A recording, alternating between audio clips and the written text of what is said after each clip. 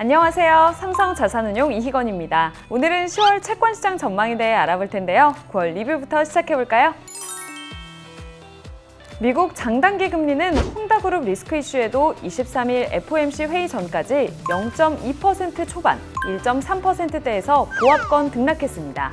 이후 FOMC 회의에서 테이퍼링의 시작을 공식적으로 예고하면서 기준금리 예상 점도표를 상향했는데요. 이에 따라 장단기 금리가 모두 상승했습니다. 10년 금리는 전월 대비 0.25%포인트 넘게 올라 1.5% 중반을 기록했고 2년 금리는 약 0.1%포인트 올라 0.3% 상회하면서 장단기 금리 차가 확대됐는데요. 2년 금리는 작년 3월 이후 최고치를 경신했고 10년 금리는 6월 이후 최고치입니다. 기대 인플레이션은 거의 움직이지 않은 가운데 실질금리 상승분이 명목금리 상승분의 대부분을 차지했습니다.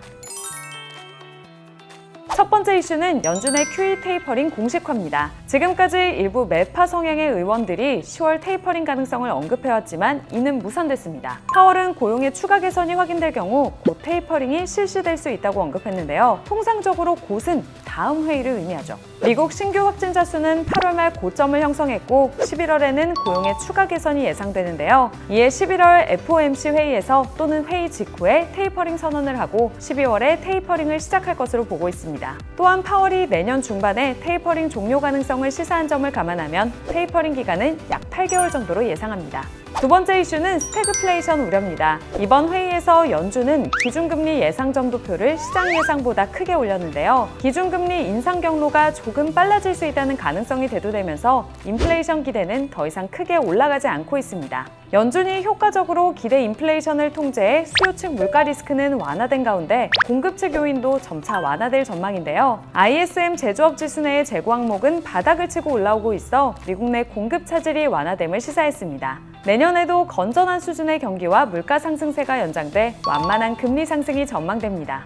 세 번째 이슈는 재무부의 부채 한도 소식입니다. 지난 7월 재무부는 부채 한도 유예 협상에 실패해 8월부터 부채 한도가 부활했습니다. 부채 한도 상향이나 유예에 대한 추가 협상이 있을 때까지 부채를 추가로 늘리지 못하고 연준 일반 계정에 예치해둔 보유 현금을 사용해야 하는데요. 현재 속도로 소진할 경우 10월 중에 보유 현금도 완전히 고갈될 것으로 예상합니다. 새로운 회계 연도가 시작하는 10월까지 협상에 도달하지 못한다면 미국 정부는 디폴트에 직면하게 되는데요. 부채 한도는 1960년 이후 78번에 걸쳐 상향 또는 유예됐던 경험이 있는 만큼 이번에도 10월 18일 이전에 디폴트를 막기 위해 협상이 진행될 것으로 보여집니다. 하지만 10월 전까지 부채 한도 이슈에 따른 금리 급등락 리스크는 염두에 두셔야겠습니다.